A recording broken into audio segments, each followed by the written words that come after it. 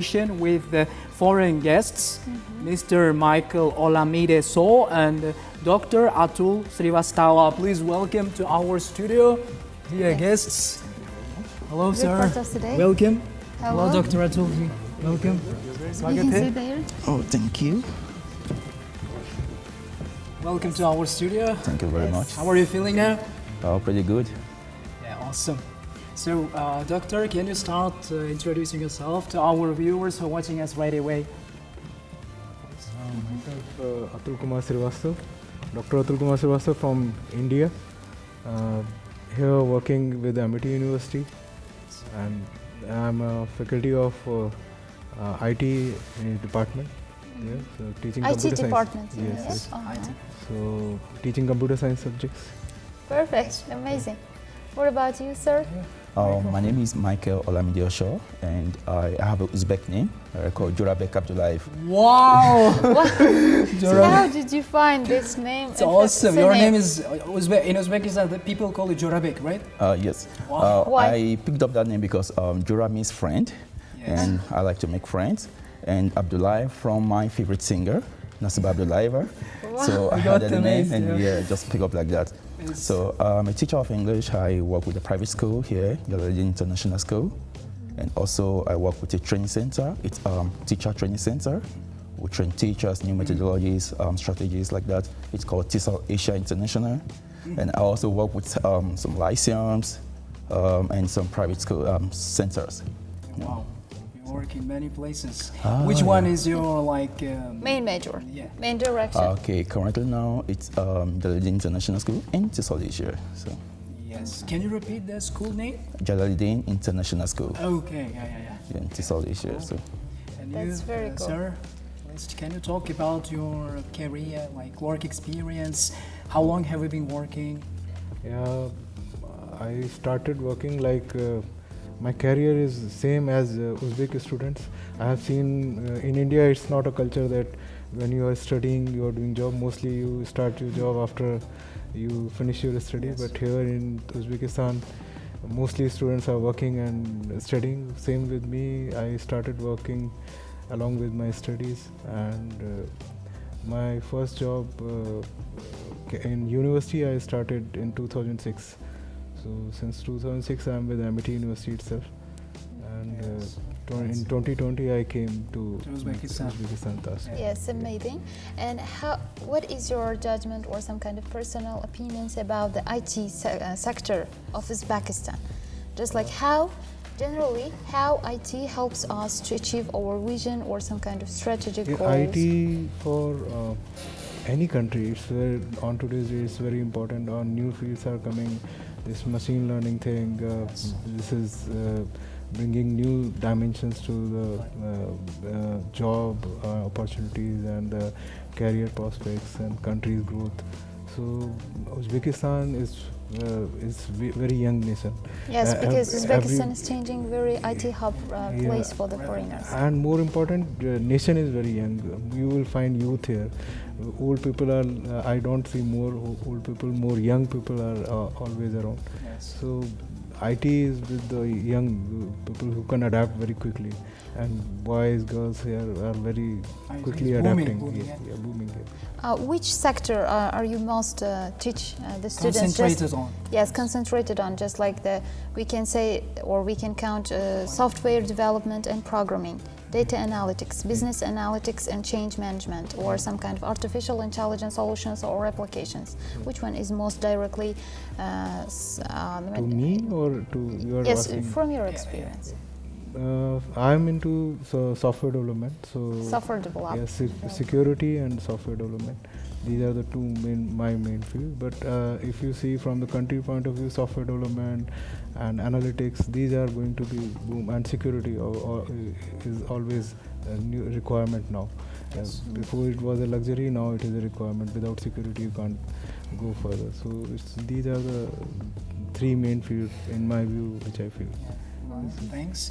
Mr. Michael, you teach English and IELTS as well, right? Yeah. Yeah, IELTS. And how do you conduct the classes? What is your teaching methods? during the class? Oh, okay. So I do go with communicative approach, which integrates the four skills, because before we used the grammar translation, which is very, very hard. Yes, but with communicative approach, I think this is really great, integrating the four skills like listening, reading, speaking, and writing. And more so, I make this classroom philosophy like my classroom is a family. I let my students understand that we are one big family together, and we can learn from each other. And more so, I do something I call entertainment and education together. My class is always like funny. I don't like a boring class. So, and with this, I'm able to get my students along. Will you do or manage some kind of games as well? Oh, yes, a lot of games, a lot of activities in classes, and some words that can be funny, and students laugh at it, and with that, they get to understand what I mean to say. Have you ever worked in your own country as well as a teacher or mentor? Yes. Nigeria. And generally, what is the unique difference between the Uzbek students and your own native students? Oh, there are a lot of differences, from my experience, our students are quite like, let me say, we speak English just like general, like we didn't go to class like learning from the scratch, because when I go to Uzbekistan, it was quite difficult for me to teach grammar at first. Yes. And because I've never seen something like subject plus this, I was like, oh, what's going on here? And for our students back home, it's quite easy. Just up on the page something, read, and everyone understands. Memorize, yeah. So, but here it's quite different. So, but I'm managing, so cool. Yeah, thanks. Dr. Atulji, the question is for you. So we know that IT is a really difficult kind of spheres. It's not easy to obtain the skills, right? And who motivated you and who just directed you to select this profession, like in IT sphere? Yeah, when I started IT career, at the time computers were very new. Yes, exactly. So we were having, initially I was little worried about the computer because initial days I could not grasp it fast. But then I found a lot of interest in the programming. Programming was, I feel like I'm at home when I'm doing programming. So programming, I'm very, how to say it, very easy when I'm doing programming is for me. So How does technology make your lessons more easy or more simple or more difficult?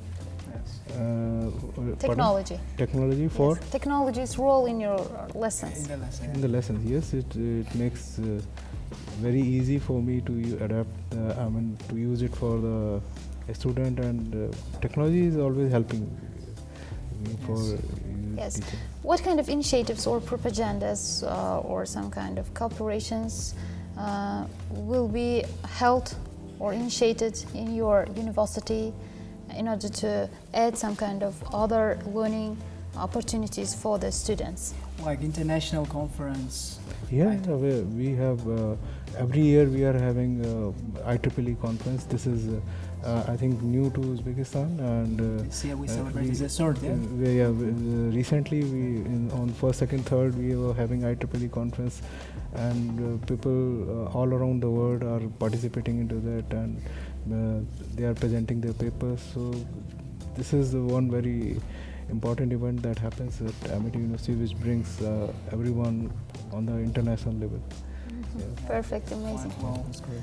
And sir, my approach to that, can you share with us some kind of, we know that teaching is really one of the most noble profession in the world, but it demands much more responsibility on your shoulder, and it takes some more vigilance. Demanding job. Yes, demanding job. Quite demanding. And the reason why, can you share with us some kind of, everything has pros and cons side, stressful sides of being a teacher. Just like how do you deal with some kind of embarrassing moments in the class with the students? Maybe some of your students didn't do, imagine your homework assignment, and how if you react, how do you have some kind of unique ways for or take an action for step forward their improvement, or some kind of punishment or other unique things? Okay, for me, teaching is not that difficult because it's more or less like a hobby. I like to impute knowledge, to share my own idea with people. So it's more or less like I'm doing what I like to do and getting paid for it. So with my students, the first thing I did in the very first class is to tell them my rules. So my rules are quite simple. Number one, don't make noise in my class. It disturbs me, and do my homework. So if they don't do it, what I do is mostly I just call them some funny names, give them like names that they don't really like. Do you give them some kind of other nations' names as well? No, I mostly use Uzbek words. Can you say some words? For example, I just call, oh, you're a Kishlak boy. Yeah, because you didn't do my homework, and everybody laughs. So you'll be Kishlak boy for today because you didn't do my homework. And I try to work with them. Okay, what is the problem? Why didn't you do it? Maybe you were playing games, something like that. Because as a teacher, the moment you get into the class, you are the father, the mom, the doctor, the professor, everything. You can never be in that class. So I try to work with them personally, because I do believe that every student, they've got their special needs. Yes. So I try to work with my student one-on-one. So what's the problem? What's going on? And if you're ready to talk, you can talk to me, and we find solution. And the next lesson, the first person, oh, so have you done your homework? Oh, yes, teacher, I did my homework. Very good. Okay, high five, stuff like that. Yes. Mr. Michael, in Nigeria, there are lots of languages, indigenous languages as well, right? And what is your native language in Nigeria? Okay, like Hausa or Uganda or Yoruba? Okay, so generally, officially, everyone speaks English, right? So we divide into 3 tribes, and these 3 tribes have gotten their own languages. So mine is Yoruba. Yoruba, yeah. But officially, everyone speaks English. Language, yes. Yeah, Yoruba language. And I've been learning African language, which is called Hausa.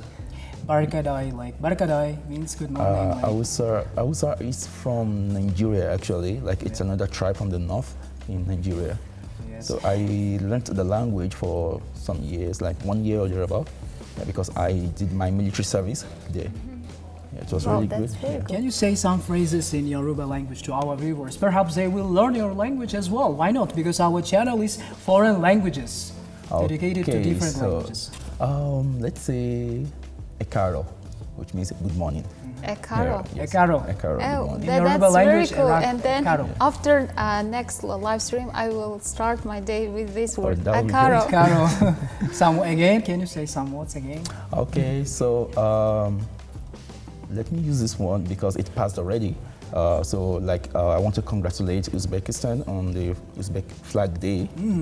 So I don't know much, but I'll say Eku Orire. Eku Orire. Yeah, congratulations on your Flag Day, or something like that. Eku Orire? Eku Orire. Well, how to say thanks? Eshe. Oh, yeah, thanks now. The time is like, it depends on the person you're talking to. Just like Uzbek, Russian or Uzbek word that has a respect. Like if you're talking to your friends, Oshe. Michael, Oshe. Oshe, yeah, good. Michael, Oshe. Perfect. Yeah, thanks What a is lot. your unique way of this process? I mean, unique way of using, especially for your students' improvement or development? Yeah, I just try to get involved all of them into my class. Sometimes by politely asking them to not to use phones and listen to me. Sometimes scolding them also because. Are you strict teacher or not? Yeah, I am little strict teacher, but I try to be normal and sometimes try to be funny also, and but sometimes you lose control when they are not behaving. Then you scold also, and it's necessary to go involve everything. If you only doing with politeness, then obviously in our culture we say child and monkey are same. So you can't control them until. So sometimes you have to scold, sometimes you have to revolt. Sometimes. Yes, there should be some kind of balance. While yes. Yes. Wow. Mr. Atul, let's imagine your student didn't understand the topic. How do you just tell him and explain him regarding the topic? What ways? See, whenever I enter into class, I give them background. I try to give them analogy before I start the concept, technical concept. Before that, I try to give them analogy. Then after I explain the concept, another time I give analogy.